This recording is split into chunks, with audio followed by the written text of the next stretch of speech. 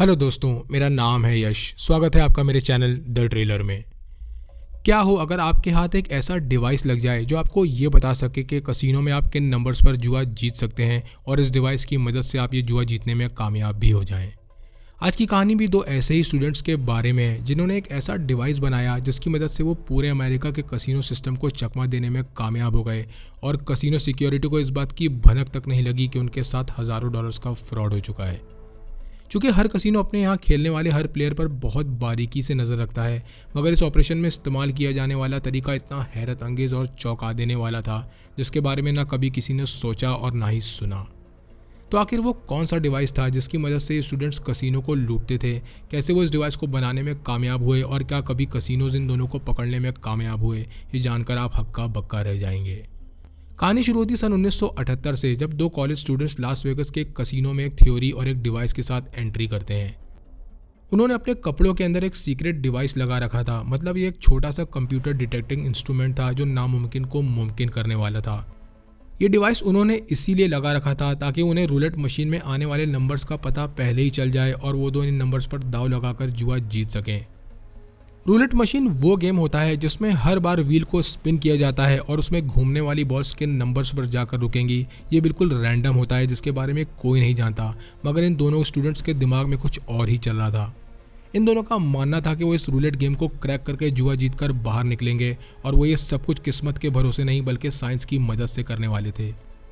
हालांकि ये एक बेहतरीन आइडिया था, मगर लास वेगस के किसी भी कसिनो में कोई भी आइडिया काफ़ी ख़तरनाक साबित हो सकता है और जैसे जैसे आगे चलकर वो जीतते गए उनकी परेशानियां और रिस्क भी बढ़ता चला गया।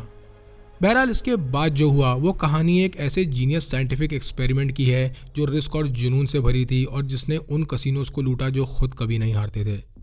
इस कहानी को और बेहतर समझने के लिए हमें कई साल और पीछे जाना पड़ेगा, जब डॉन फार्मर और नॉर्मन पैकर्ड नाम के दोनों स्टूडेंट्स ना तो गैमलर्स थे और ना ही उन्होंने कोई डिवाइस बनाया था। ये दोनों अपने कॉलेज में फिजिक्स के स्टूडेंट्स थे जिन्हें फिजिक्स और यूनिवर्स में फिजिक्स का क्या रोल है ये जानने में बहुत दिलचस्पी थी और अपनी इसी दिलचस्पी की वजह से उन दोनों का ज़्यादातर वक्त किसी न किसी एक्सपेरिमेंट में गुजरता था और उन दोनों का यही मानना था कि अगर सही से ढूंढा जाए तो हर प्रॉब्लम का कोई ना कोई सोल्यूशन ज़रूर है। इसी कॉलेज के पास एक हॉस्टल था जहां ये दोनों साथ रहा करते थे और उन दोनों के बीच अक्सर कुछ अलग और बड़ा करने की प्लानिंग होती रहती थी और यहीं से एक दिन उन दोनों के बीच कसिनो रूलेट के बारे में डिस्कशन शुरू होता है। नॉर्मन के लिए रूलेट महज एक गेम नहीं था, बल्कि वो उसे एक पजल की तरह देखता था जहाँ एक स्पिनिंग व्हील, एक बॉल और कई सारे सवाल थे। नॉर्मल के दिमाग में बस एक ही सवाल घूमता रहता था कि क्या ये बॉल रैंडम नंबर्स पर जाकर रुकती है या फिजिक्स की मदद से इन नंबर्स का पहले ही पता लगाया जा सकता है। पहले तो बस ये एक आइडिया था, मगर अब वो दोनों जितना ज़्यादा इस बारे में बात करने लगे उन्हें ये उतना ही मुमकिन लगने लगा, क्योंकि इसके पीछे एक मैथ और साइंस थी जिसकी मदद से वो बॉल की स्पीड और व्हील की रोटेशन का पता लगा सकते थे। उनका मानना था कि अगर वो एग्जैक्ट नंबर्स के आसपास के नंबर्स का पता लगाने में भी कामयाब हो गए तो भी वो इसका अच्छा खासा फ़ायदा उठा सकते हैं। वो दोनों अब तक इस बात से बेखबर थे कि उनका यह आइडिया रेवोल्यूशनरी होने वाला है जो सब कुछ बदल कर रख देगा और अगर वो सही साबित हुए तो वो हर हार को जीत में बदल सकते हैं। अब अपनी इस थ्योरी को सही साबित करने के लिए उन्हें इसे हकीकत में बदलना था, जिसके लिए उन्हें रियल कसिनो रूलेट से रियल डेटा की ज़रूरत पड़ने वाली थी। इस डेटा में उन्हें रूलेट बॉल की स्पीड और रूलेट व्हील की स्पिनिंग स्पीड का पता लगाना था, जिसके लिए वो दोनों फैसला करते हैं कि वो लास वेगस के एक कसिनो जाएंगे।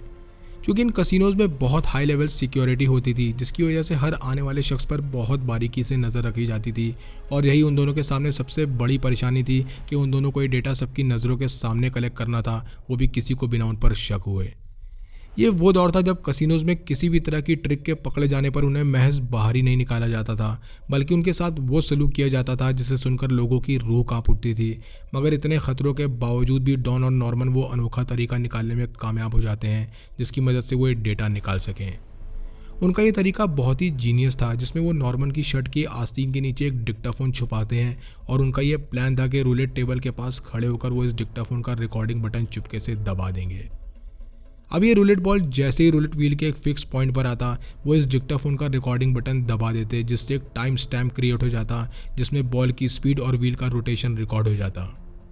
चूँकि डॉन और नॉर्मन पहली बार कसिनो गए थे जहां वो हर तरफ स्लॉट मशीन्स की आवाज़ सुनते और हर तरफ लोगों के शराब पीते हुए देखते, जिससे कोई भी डिस्ट्रैक्ट हो सकता था, मगर वो दोनों पूरी कोशिश कर रहे थे कि वो रेगुलर गैमलर्स की तरह बर्ताव करें ताकि किसी को उन पर कोई शक ना हो। बहरहाल वो दोनों एक रूलेट टेबल को चुनते हैं जहां उन्हें अपना ये एक्सपेरिमेंट करना था और ये टेबल सिक्योरिटी की नज़रों से थोड़ी दूरी पर ही थी। अब नॉर्मन बाकी प्लेयर्स में घुल मिलकर छोटी छोटी बेट्स लगाना शुरू करता है और जैसे ही बेट लगाने के बाद रूलेट व्हील्स घूमना शुरू करती हैं वो उसे बहुत ध्यान से देखने लगता है। नज़र रखने के दौरान नॉर्मन ने अपनी निगाहें एक मार्क पर टिका दी थी और जैसे ही रूलेट व्हील उस मार्क के पास से होकर गुजरता वो डिक्टाफोन का रिकॉर्डिंग बटन दबा देता। ये करने के दौरान नॉर्मन अंदर से पूरी तरह कांप रहा था क्योंकि रूलेट व्हील का डीलर बार बार उसी की तरफ ही देख रहा था। अब नॉर्मन के दिमाग में बार बार कई सवाल आ रहे थे कि क्या ये डिवाइस डीलर को नज़र तो नहीं आ रहा, क्या वो डिवाइस का रिकॉर्डिंग बटन इस तरह दबा रहा है जो देखने से समझ आ रहा हो और डीलर को उस पर शक हो रहा हो, और इन्हीं सवालों की वजह से उसका डर और उसकी घबराहट बढ़ती ही जा रही थी। बहरहाल 1 घंटे टेबल पर गुजारने के बाद वो दोनों कुछ पैसे जीतते हैं और इन कॉइन्स को कैश कराकर कसिनो के बाहर निकल जाते हैं। वो दोनों इस बात का खास ख्याल रख रहे थे कि वो बिल्कुल नॉर्मल बिहेव करें ताकि किसी को भी उन पर कोई शक ना हो, और वो दोनों कसिनो से निकलकर अपनी कार में जाकर बैठ जाते हैं। कार में बैठते ही डॉन फौरन कार भगाता है और वो दोनों तब तक सुकून की सांस नहीं लेते जब तक वो वापस अपने हॉस्टल नहीं पहुंच जाते। हॉस्टल पहुंचने के बाद वो दोनों उस डिक्टाफोन से सारी रिकॉर्डिंग्स को सुनना शुरू करते हैं जो उन्होंने रूलेट टेबल के पास करी थी, और इन्हीं रिकॉर्डिंग्स की बिना पर अब वो दोनों बॉल की स्पीड और व्हील की स्पीड को नोट करना शुरू करते हैं। इस रिकॉर्डिंग के रिजल्ट्स उनकी उम्मीद से काफ़ी बेहतर थे और अब उनके सामने एक पैटर्न उभर कर सामने आना शुरू होता है जिससे उन्हें कुछ ऐसी चीज़ें दिखाई देना शुरू होती हैं जो कसिनो फ्रॉड के इतिहास को बदलने वाली थी। क्योंकि उन्होंने पहले डिक्टाफोन से रिकॉर्डिंग की थी और फिर उसकी रिकॉर्डिंग से एक कैलकुलेशन निकाला था, मगर इस तरीके का इस्तेमाल करने में उनका काफ़ी वक्त बर्बाद हो रहा था, और तब नॉर्मन डॉन से कहता है कि वो एक पोर्टेबल कंप्यूटर डिवाइस बनाएंगे। नॉर्मन का मानना था कि अगर वो इतना छोटा कंप्यूटर डिवाइस बनाने में कामयाब हो गए जिसे आसानी से छुपाया जा सके तो वो ज़्यादा एक्यूरेट रिकॉर्डिंग्स और कैलकुलेशंस बहुत आसानी से और बहुत जल्दी कर पाएंगे। हालांकि ये लगभग नामुमकिन था, मगर वो दोनों अब किसी भी कीमत पर पीछे नहीं हटना चाहते थे और तब वो एक नए सिरे से अपने प्लान की शुरुआत करते हैं। अब वो दोनों अपनी फिजिक्स लैब से बहुत सफाई से इलेक्ट्रॉनिक सामान चुराते हैं और कई रातें उन्होंने इन इलेक्ट्रॉनिक आइटम्स के वायर्स की सोल्डरिंग और कोड्स लिखने में गुजार दी।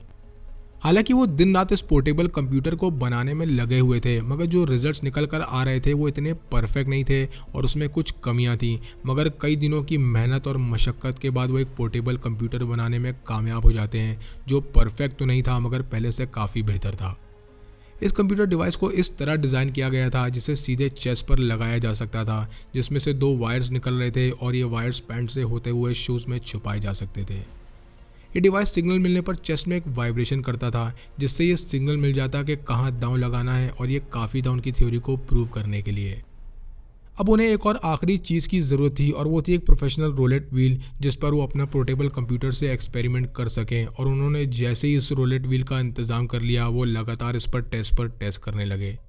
जो रिजल्ट्स उनके सामने आना शुरू हुए वो इतने एक्यूरेट थे जिससे वो ये आसानी से पता लगा पा रहे थे कि रोलेट बॉल किस नंबर पर जाकर रुकेगी, और इन रिजल्ट्स ने डॉन और नॉर्मन को हैरान करके रख दिया।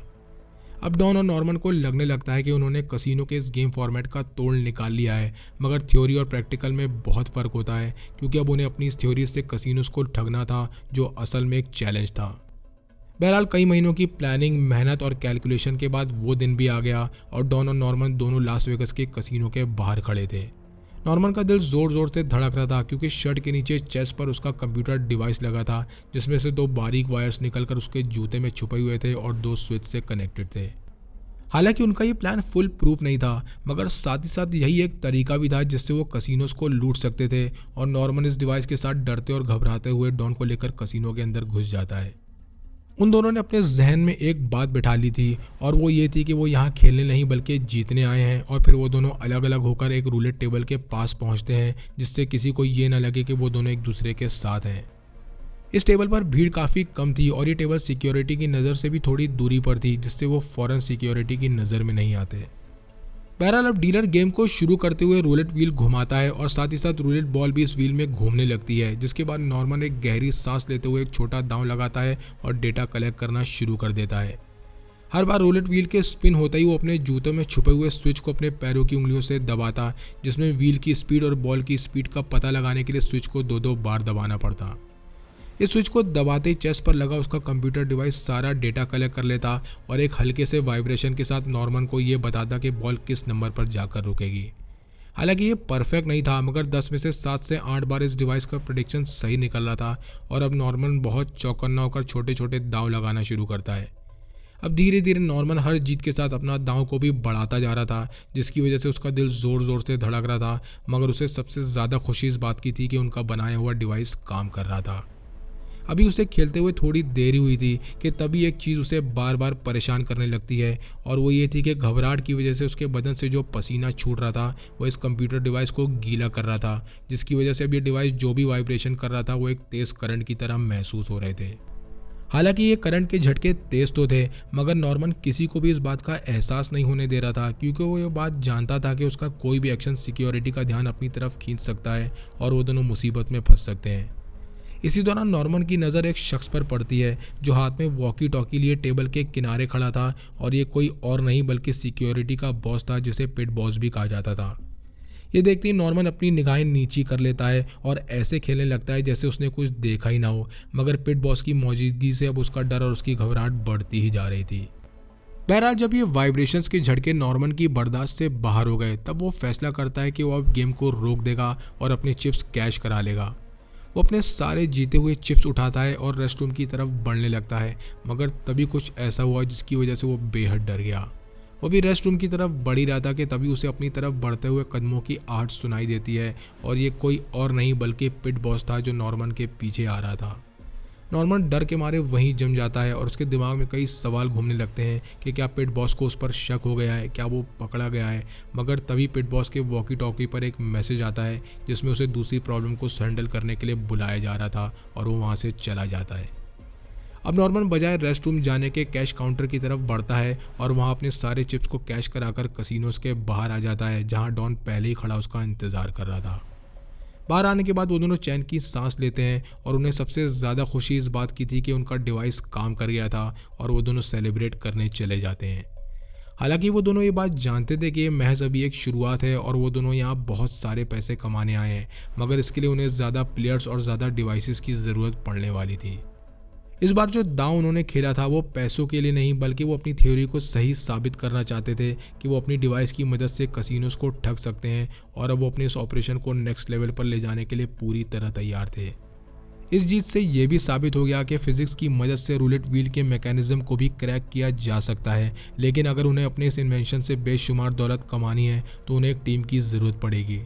अब नॉर्मन और डॉन दोनों मिलकर ऐसे लोगों की तलाश में लग जाते हैं जो इस फ्रॉड में उनका साथ दे सकें, मगर उन्हें ऐसे लोगों की तलाश थी जिन पर वो भरोसा कर सकें और साथ ही साथ चालाकी और सफाई से इस काम को अंजाम दे सकें। बहरहाल कई रातों के डिस्कशन और प्लानिंग के बाद वो अपनी ही क्लास के स्टूडेंट्स के एक ग्रुप को इस प्लान में शामिल कर लेते हैं और सभी से कहते हैं कि वो इस ऑपरेशन के बारे में सही से सीखें, रूल्स को फॉलो करते हुए खेलें और उन्हें उनका हिस्सा दे दिया जाएगा। अब नॉर्मन गैंग के हर मेंबर को ट्रेनिंग देने लगा, जिसमें वो सभी को ये बताता कि कैसे इन कंप्यूटर डिवाइस को ऑपरेट करना है, कैसे अपने पैरों की उंगलियों से डिवाइस के स्विच को दबाना है और कैसे वाइब्रेशंस के सिग्नल्स को समझना है। उधर डॉन ने ट्रेन का दूसरा डिपार्टमेंट संभाला हुआ था, जिसमें वो सभी को सिखा रहा था कि कैसे भीड़ में शामिल होना है और कैसे बिना किसी का ध्यान अपनी तरफ खींचे खेलना है। अपने प्लान को बेहतरीन बनाने के लिए वो कई हफ्तों तक इसकी प्रैक्टिस करते, कभी कसिनोज में तो कभी उन सेटअप्स पर जो उन्होंने अपनी प्रैक्टिस के लिए बनाए थे, और इसी प्रैक्टिस के दौरान वो डिवाइस से लेकर अपने बिहेवियर में आने वाली हर कमी को एनालाइज करते और उसे दूर करते। वो किसी भी चीज़ में कोई कमी नहीं रखना चाहते थे, क्योंकि वो ये बात अच्छी तरह जानते थे कि एक ज़रा सी गलती उनकी ज़िंदगी बर्बाद कर सकती है। इसी दौरान नॉर्मन कंप्यूटर डिवाइस को और बेहतर बनाने के लिए उस पर काम करना शुरू कर देता है, और चूंकि ये डिवाइस थोड़ा ज़्यादा भारी था, जिसके वायर्स भी काफ़ी पतले थे और साथ ही साथ इसके बजर्स भी पसीने की वजह से करंट मारने लगते थे, इसलिए नॉर्मन एक एक करके इन सभी चीज़ों को सही करना शुरू करता है। बहरहाल कई महीनों की ट्रेनिंग और तैयारियों के बाद उनके पास बेहतर डिवाइसेस और एक बेहतरीन टीम थी, जिसमें कुल 16 लोग शामिल थे, और इन 16 लोगों को 2 ग्रुप्स में बांट दिया गया, जिसमें आधे लोग डेटा कलेक्ट करने का काम करेंगे और बाकी आधे लोग उन्हीं के इशारे पर टेबल पर दांव लगाएंगे। ऐसा करने के पीछे की वजह यह थी कि अगर दांव खेलने वाले पर किसी सिक्योरिटी को शक हो जाए और वो उसकी तलाशी भी ले तब भी उसे कुछ ना मिले। अब उनकी टीम पूरी तरह तैयार थी, जो आने वाले हफ्तों में लास वेगस के कई कसिनोज को टारगेट करने वाली थी, और ये सब वो लोग अलग अलग ग्रुप्स में करने वाले थे ताकि किसी को भी उन पर कोई शक ना हो। वो सबसे ज़्यादा ध्यान इस बात पर दे रहे थे कि उनकी जीत ऐसी लगे जैसे किस्मत उनका साथ दे रही है और किसी को ये भनक तक न लगे कि वो किस ठगी को अंजाम दे रहे हैं। अब वो लोग पूरी टीम को दो दो के पैर्स में बांट देते हैं, जिसके बाद हर पैर अगस्त की एक रात अलग अलग कसिनोज में पहुंच जाता है अपने इस फ्रॉड को अंजाम देने के लिए। रूलेट टेबल्स पर पहुंचने के बाद हर कोई अपनी ट्रेनिंग के हिसाब से काम करना शुरू कर देता है, जिसमें एक शख्स बहुत सफाई से अपने जूतों के अंदर छुपे स्विच को दबाता है, जिससे चेस्ट पर लगा कंप्यूटर डिवाइस रूलेट बॉल और व्हील की स्पीड को ट्रैक करके एक सिग्नल देता है और फिर यही सिग्नल वो शख्स सामने खड़े अपने पार्टनर को दे देता है, जिसके बाद वो दांव लगा देता है। दांव लगाने के दौरान टीम मेंबर्स मुस्कुराते हुए अगल बगल के लोगों से बातचीत भी करते रहते ताकि उनका बिहेवियर नॉर्मल लगे और किसी को उन पर कोई शक ना हो। बहरहाल कई महीनों की उनकी प्रैक्टिस और मेहनत रंग लाई और उसी रात वो सभी अलग अलग कसिनों से हज़ारों डॉलर जीतने में कामयाब हो गए, जिसमें कई जगह तो उन्होंने $100 को $1000 में बदल दिया, वो भी महज 1 घंटे के अंदर। हालांकि वो लगातार जीतते तो जा रहे थे, मगर हर जीत के साथ रिस्क भी उतना ही बढ़ता जा रहा था और आगे चलकर इस रिस्क ने उन्हें मुसीबत में डाल दिया। इस जीत के बाद उसी रात टीम के सभी मेंबर्स एक होटल में मिलते हैं, ये जानने के लिए कि किसने कितने पैसे जीते, और उनकी सभी टीम्स ने मिलकर जो रकम जीती थी वो थी $12,000। हालांकि ये रकम बहुत कम थी, मगर इससे ये साबित हो गया था कि उनका सिस्टम काम कर रहा है, मगर साथ ही साथ एक परेशानी भी उनके सामने आकर खड़ी हो गई थी। इस फ्रॉड ऑपरेशन को अंजाम देने के दौरान कंप्यूटर डिवाइसेस पर ज़्यादा प्रेशर पड़ने की वजह से कुछ डिवाइसेस ख़राब हो गए थे, जिसकी वजह से 2-3 मेंबर्स की चेस्ट स्किन जल गई और ये वो प्रॉब्लम थी जिसे वो पूरी तरह सॉल्व नहीं कर पा रहे थे। बहरहाल वो सभी अपनी इस जीत का जश्न मनाते हुए पैसे आपस में बांट लेते हैं, मगर सभी के मन में ये सवाल था कि एक बार तो वो कसिनो को लूट चुके हैं, मगर क्या वो दोबारा ऐसा कर पाएंगे, वो भी बिना किसी की नज़रों में आए। क्योंकि उन सभी ने अपनी थ्योरी को सही साबित करके कसिनोज को लूटा था, जिसकी वजह से उनका कॉन्फिडेंस बहुत बढ़ गया था और अब उन्हें इसकी आदत लगती जा रही थी और यही आदत आगे चलकर उन्हें बहुत भारी पड़ने वाली थी। उधर कसिनोज की सिक्योरिटी टीम्स को भी अब इन लोगों पर शक होना शुरू हो गया था और वो ये देखते हैं कि ये प्लेयर्स कुछ रैंडम नंबर्स पर दांव लगाते हैं और हर बार जीत कर ही बाहर निकलते हैं, जिससे एक पैटर्न उभर कर उनके सामने आना शुरू होता है। एक रात डॉन अपनी टीम के एक मेंबर के साथ एक कसिनो को टारगेट करता है और वो दोनों बहुत आसानी से अपने सिस्टम का इस्तेमाल करके एक के बाद एक दांव जीत रहे थे, मगर तभी एक पिट बॉस गार्ड उनकी टेबल के पास चक्कर लगाने लगता है। पहले तो वो बस हाथ बांधकर उनकी टेबल के पास चुपचाप खड़ा हो जाता है और उन्हें देखने लगता है, मगर डॉन को ये एहसास हो गया था कि कसिनो को उस पर शक हो गया है और अब कभी भी कुछ भी होने वाला है। अब डॉन अपने पार्टनर को इशारा करके चिप्स कैश कराने के लिए कहता है, मगर वो दोनों जैसे ही टेबल से उठते हैं पिट बॉस उनके पास आकर कहता है कि इतनी भी क्या जल्दी है और क्या वो उनसे कुछ सवाल कर सकता है। ये सुनते ही डॉन अंदर से कांप उठता है, मगर वो नॉर्मल रहकर मुस्कुराते हुए पिट बॉस से कहता है कि हाँ बिल्कुल, वो जो भी चाहे उनसे पूछ सकता है। पिट बॉस डॉन से कहता है कि एक रूटीन पूछताछ है जो वो अपने कस्टमर्स को जानने के लिए करते हैं और उसे उसके पीछे आने के लिए कहता है। पिट बॉस डॉन को कसिनो के पीछे एक ऑफिस में ले जाता है और फिर वहाँ सवाल जवाब का सिलसिला शुरू होता है, जिसमें सबसे पहला सवाल करते हुए पिट बॉस उससे पूछता है कि वो कहाँ से है और वो कब से लास वेगस में है। डॉन अभी सवाल का जवाब देने ही वाला था कि तभी पिट बॉस उससे कहता है कि तुम्हारी किस्मत बहुत अच्छी है और वो क्या सीक्रेट है जिसकी वजह से तुम लगातार जीत रहे हो। इस सवाल से डॉन घबरा जाता है, मगर वो खुद को संभालते हुए पिट बॉस से कहता है कि ये महज बिगिनर्स लक है, मगर पिट बॉस उसके जवाब से कन्विंस नहीं होता। एक पल के लिए तो डॉन को लगने लगा कि अगर पिट बॉस ने उसे चेक कर लिया तो उसके चेस्ट पर लगा कंप्यूटर डिवाइस पकड़ा जाएगा और उनका खेल खत्म हो जाएगा, मगर तभी किस्मत डॉन का साथ देती है। इसी पूछताछ के दौरान दरवाजे पर एक दस्तक होती है और दूसरा सिक्योरिटी गार्ड पिट बॉस से कहता है कि कसिनो में एक बड़ी प्रॉब्लम हो गई है और उसे उसके साथ चलना होगा। ये सुनते ही पिट बॉस को गुस्सा आ जाता है और वो डॉन को वार्निंग देते हुए कहता है कि अगर वो कुछ भी उल्टा सीधा करते पकड़ा गया तो वो उसे छोड़ेगा नहीं और फिर उसे वहाँ से जाने देता है। हालांकि डॉन यहाँ से बचकर तो निकल गया था, मगर जब वापस जाकर उसने ये बात नॉर्मन और अपनी टीम को बताई तब उनकी रूह कांप गई और फिर उन्हें ये डिस्कस होने लगा कि आगे क्या करना है। ज़्यादातर टीम मेंबर्स का यही कहना था कि अब उन्हें रुक जाना चाहिए क्योंकि वो ठीक ठाक पैसे बना चुके हैं, वरना ये पैसे भी उनके हाथ से चले जाएंगे, मगर नॉर्मन और डॉन किसी भी कीमत पर हार मानने को तैयार नहीं थे। वो दोनों अब इतना दूर निकल चुके थे कि वहाँ से वापस लौटना काफ़ी मुश्किल था और तब नॉर्मन कहता है कि अगर हम चौकन्ना रहकर काम करें तो हम इसे आसानी से अंजाम दे सकते हैं। नॉर्मन और डॉन को देखकर लग रहा था कि वो ये सब पैसों के लिए नहीं कर रहे हैं, बल्कि उन्हें अब कसिनोज को बेवकूफ़ बनाने में मज़ा आ रहा था और उन्हें इस बात से एक किक मिल रही थी कि उन दोनों ने वो कर दिया जो कोई नहीं कर पाया। अब जैसे जैसे इसमें रिस्क बढ़ता जा रहा था वैसे वैसे टीम मेंबर्स इस गैंग को छोड़कर जाते जा रहे थे और बचे हुए मेंबर्स अब अपनी टेक्निक्स और अपने डिवाइसेस को और बेहतर बनाने पर काम करने लगते हैं। नॉर्मन ने कंप्यूटर डिवाइस को और बेहतर बनाने के लिए कई रातें गुजारी। वहीं डॉन बाकी टीम मेंबर्स को बॉडी लैंग्वेज और बिहेवियर पर दिन रात ट्रेनिंग देने लगा ताकि वो नॉर्मल गैमलर्स लोगों की तरह लगें और उन पर किसी को कोई शक ना हो।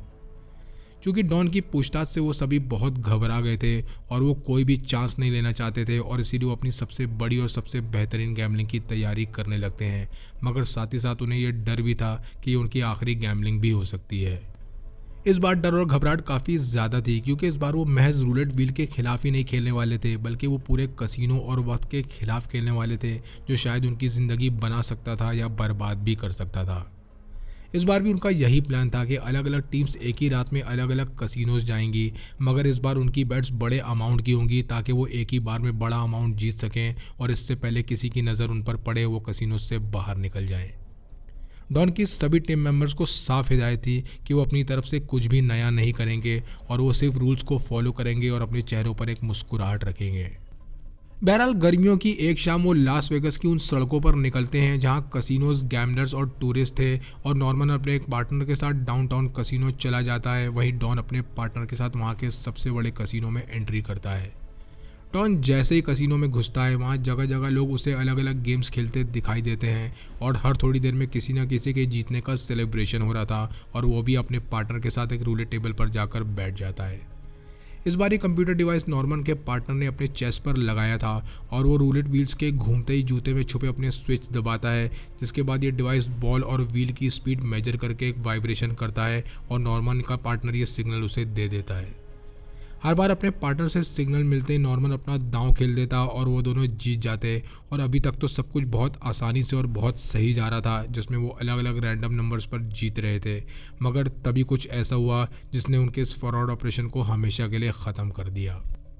इसी दौरान एक गार्ड की नज़र नॉर्मन और उसके पार्टनर पर पड़ती है और वो ये देखता है कि ये दोनों लगातार जीते जा रहे हैं और ना तो वो अपने आसपास किसी से कोई बात कर रहे हैं और ना ही इधर उधर देख रहे हैं। इन दोनों पर शक होते ही गार्ड इस बात की खबर पिट बॉस को दे देता है और पिट बॉस दूर से इन दोनों पर नज़र रखने लगता है। नॉर्मन और उसके पार्टनर से इस बार बस यही गलती हो गई कि वो अपने गेम में इतना ज़्यादा खो गए कि उन्हें इस बात का एहसास ही नहीं हुआ कि गार्ड उन्हें शक की नज़रों से देख रहे हैं और वहीं डॉन और उसके पार्टनर को अलग तरह की मुसीबतों ने घेर लिया। डॉन ने कंप्यूटर डिवाइस के जो इलेक्ट्रोमैग्नेटिक पैड्स अपने चेस्ट पर लगाए थे उनमें कुछ खराबी आ गई थी, जिसकी वजह से ये सिग्नल मिलने पर जब भी वाइब्रेट करते एक बहुत तेज़ इलेक्ट्रिक शॉक डॉन को लगता। हालांकि इलेक्ट्रिक शॉक बर्दाश्त के बाहर थे मगर तब भी डॉन रुका नहीं और वो अपने पार्टनर से कहता है कि सिग्नल मिलने पर वो बस खेलता चला जाए। मगर अब धीरे धीरे शॉक की वजह से उसका कॉन्फिडेंस लो होने लगा और वो सफाई से सिग्नल भी नहीं दे पा रहा था। डॉन के इस अजीब बर्ताव को देखकर यहाँ भी एक गार्ड को उस पर शक हो जाता है, मगर चूंकि डॉन चौकन्ना होकर खेल रहा था और उसे ये बात समझ आ जाती है और तभी वो अपने पार्टनर से इशारा करके सभी कॉइन्स को कैश कराने के लिए कहता है। अब तक वो लोग कुछ $1000 के कॉइन जीत चुके थे और वो इन कॉइन्स को लेकर कैश काउंटर की तरफ बढ़ जाते हैं और इससे पहले कोई गार्ड उनसे पूछताछ करता वो कॉइन्स को कैश कराकर वहाँ से निकल जाते हैं। उधर दूसरे कसिनो में नॉर्मन को भी ये भनक लग जाती है कि उस पर नज़र रखी जा रही है और तब वो एक चाल चलता है। इस बार वो एक छोटा दांव लगाकर जानबूझकर हार जाता है, जिससे गार्ड को लगने लगता है कि सब कुछ सही है और फिर वो भी फौरन कॉइन्स को कैश कराता है और कसिनो से बाहर आ जाता है। बहरहाल इस बार जब वो सभी वापस उस जगह पर मिलते हैं जहां से वो ऑपरेट करते थे तब उन्हें ये समझ आ गया था कि उनके प्लान में बहुत सारी कमियां हैं और कसिनोज को लंबे वक्त तक लूटना लगभग नामुमकिन है। नॉर्मन ने आज जो कसिनो में हुआ उस बारे में सभी को बताया और साथ ही साथ ये भी कहा कि अब वो लोग कसिनो की नज़रों में आना शुरू हो गए हैं और अगर वो ये सब जारी रखते हैं तो वो कभी भी पकड़े जा सकते हैं। ये सुनते ही डॉन भी उसकी हाँ में हाँ मिलाता है और साथ ही साथ ये भी पूछता है कि क्या उन्हें अब ये सब कुछ बंद कर देना चाहिए। इस सवाल के बाद पूरे कमरे में खामोशी छा जाती है क्योंकि पिछले कुछ महीनों से वो लोग अपनी लिमिट से बाहर जाकर नामुमकिन को मुमकिन करने की कोशिश कर रहे थे और अचानक इस खामोशी को तोड़ते हुए नॉर्मन कहता है तो क्या हुआ अगर उन्हें ये सब कुछ बंद करना पड़ेगा। लेकिन वो अपनी थ्योरी को सही साबित करने और कसिनोज को लूटने में तो कामयाब हो गए और उन्हें सबसे ज़्यादा खुशी इसी बात की है। आखिरकार उन सभी में ये तय होता है कि वो अब ये सब कुछ बंद कर देंगे और सारी जीत की रकम को आपस में बांटकर वहाँ से चले जाते हैं। इस फ्रॉड के कई साल बाद ये कहानी एक टीम मेंबर की वजह से बाहर आ जाती है और तब लोगों को इस जीनियस फ्रॉड के बारे में पता चलता है, जिसके बाद लोगों में एक बहस छिड़ गई कि क्या साइंस और फिजिक्स की मदद से कसिनोज को लूटा जा सकता है और क्या ये उनका तरीका चीटिंग थी या एक जीनियस प्लानिंग। बहरहाल इस फ्रॉड ऑपरेशन को ख़त्म करने के बाद डॉन और नॉर्मन ने दोबारा अपनी पढ़ाई शुरू की और इस फ्रॉड ऑपरेशन को अंजाम देने के दौरान जो डिटर्मिनेशन और सफाई उन्होंने सीखी वो आगे चलकर उनके बहुत काम आई और उन्होंने अपने अपने करियर में बहुत कामयाबी हासिल की। रही कसिनोज की बात, तो ये उनके लिए एक वार्निंग थी कि अगर गेम के दौरान किसी पर ज़रा भी शक हो या उसका बर्ताव अजीब हो तो उसकी फ़ौरन जांच पड़ताल की जाए, मगर कोई भी सर्विलेंस या जांच इस बात को नकार नहीं सकती कि दो फिज़िक्स के स्टूडेंट्स ने एक ऐसा तोड़ निकाला जिससे वो कसिनोज को बेवकूफ़ बनाने में कामयाब हो गए। इस कहानी से ये पता चलता है कि ये कभी पैसों के लिए था ही नहीं, बल्कि वो दोनों बस ये प्रूव करना चाहते थे कि कोई भी चीज़ नामुमकिन नहीं है और हर प्रॉब्लम का कोई ना कोई सॉल्यूशन ज़रूर होता है, जिससे वो साबित करने में कामयाब भी हो गए।